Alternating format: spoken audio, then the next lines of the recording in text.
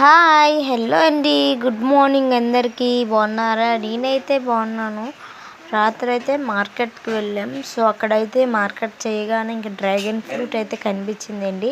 So dragon fruits అన్నది 120 చెప్పారు. ఇంకా 100కి అడిగాము.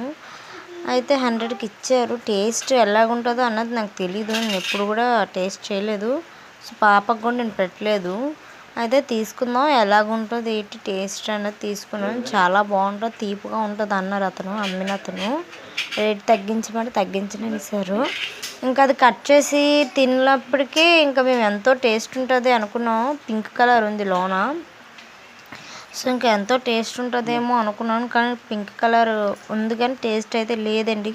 చప్పగా ఉంది, అస్సలు బాగాలేదు.